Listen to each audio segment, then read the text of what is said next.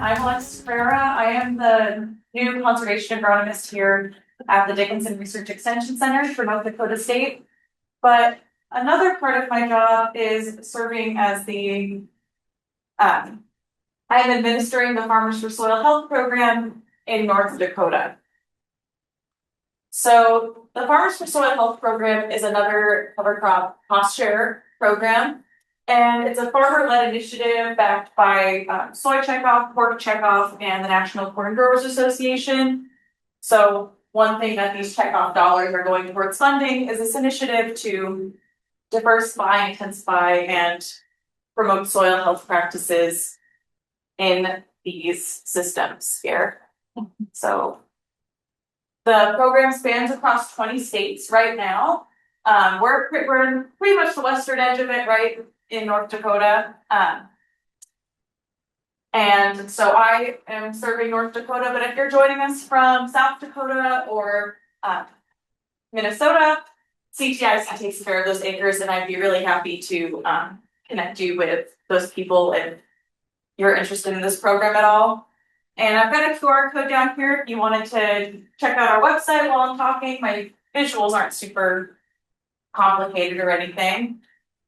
But if you go to our website, you'll come and see this page that talks about the different benefits and incentives of joining and enrolling in this program.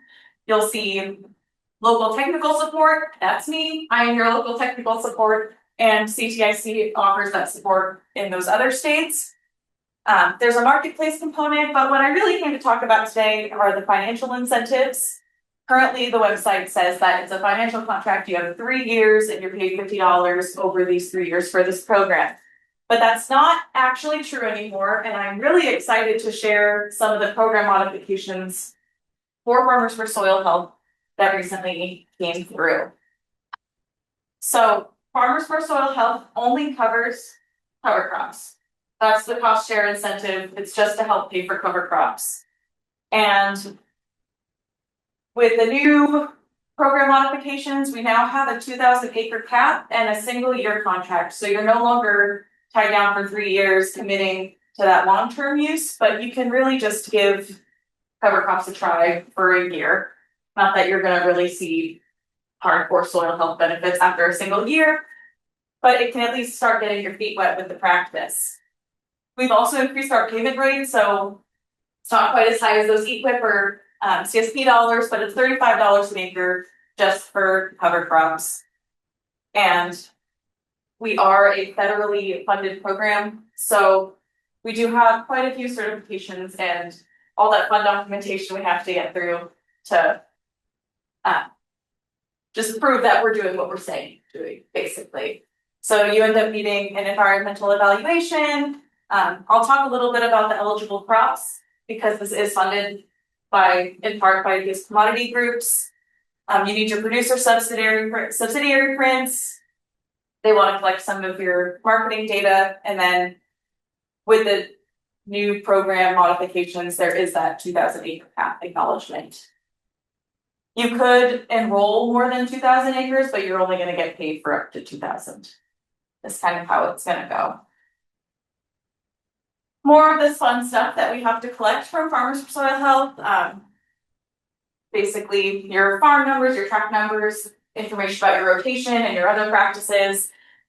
And this is it's a lot of stuff, but that's what myself and Maria in Minnesota, and I think Justin down in South Dakota, it's kind of what we're here for, is to help you work through these documents and make sure everything is in order so that you can get paid for the cover crops you plant for those enrolled acres in our program. So currently, crop fields that will be eligible for this program, you have to have corn, soybeans, wheat, grain sorghum, or cotton. Unfortunately, we're not able to cover sugar beet acres specifically, but it's all based on farm ID, farm tract numbers, and things of that nature. So if you're not sure if your field would necessarily qualify that year, you can talk to me or you can talk to one of the other people working with Farmers for Soil Health, and we can let you know if it's going to work for you. All right. And there's some caveats. I know I've kind of run through this program, but it really is pretty simple. If your documentation is clear and you qualify, we pay you $35 for your cover crop fields. This is paid for by federal dollars in part, so it can be stacked with some other conservation programs, like at the state level or at the NGO level, so long as you're not getting paid for cover crops by another federal organization. So if you have equip acres and they're paying you for no-till, but they're not paying you for cover crops, you could stack Farmers for Soil Health cost share on top of that. There's the no double dipping rule, right? I think a lot of folks who are familiar with the NRCS programs know that you're not supposed to and you cannot double dip. What do we have here? Yep, you can over enroll if you're anticipating on planting cover crops. You can enroll all of those acres. It's really easy to delete them later if cover crops didn't work out for you that year. And I just have this little caveat on the bottom here about it's subject to availability of funds.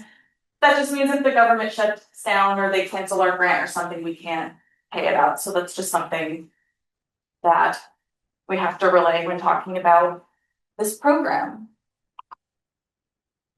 There's also been some updates to the cover crop practice standard 340 that I was pretty excited about. I was gonna go ahead and request a variation for the whole state for this program, but now I don't because they already asked and changed everything that I wanted to. So you can broadcast now, and from what I was reading, you can broadcast, but it's limited to cereals and fine seeds, and you have to increase your rate by about 20%.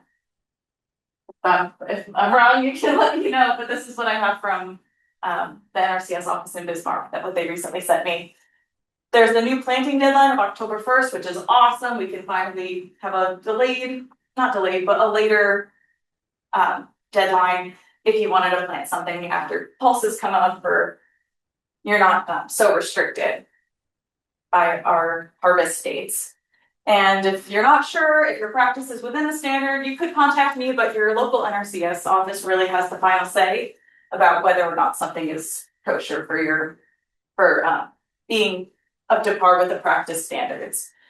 I'm really excited about these changes. They're offer a lot more flexibility for North Dakota farmers. Like Dara said, they're trying to cover the whole state, and it's so different from the Red River Valley all the way over here to Dickinson. So I'm pretty excited that we have these major changes.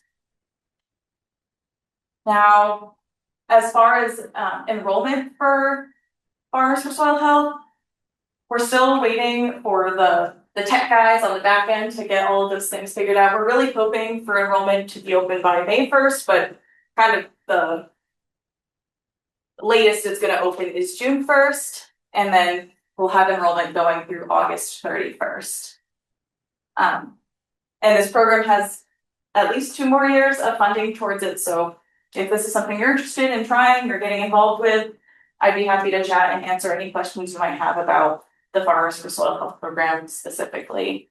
And I think, yep, that's all I have for you today.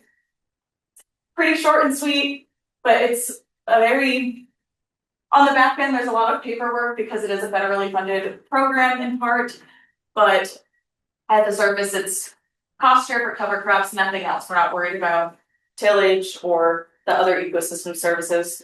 The whole goal is just to offset some of that cost coming with cover crops. And I think I forgot to mention that there's no longer a transition requirement anymore. So originally, Farmers for Soil Health paid for new cover crop acres. So you had to not have cover crop acres before, and you were transitioning to using cover crops. And that's where that 3-year timeline kind of came in. But that kind of de-incentivizes farmers who have already been doing cover crops, and also, as we've all kind of said, it takes longer than 3 years to see some gain from cover crops in a lot of situations, and year to year it can vary so much. So now we have the single year sign up and there's no transition requirement. So if you're already growing cover crops and you wanted to see if you could qualify for this program, we can definitely chat about it and see if it can work for you.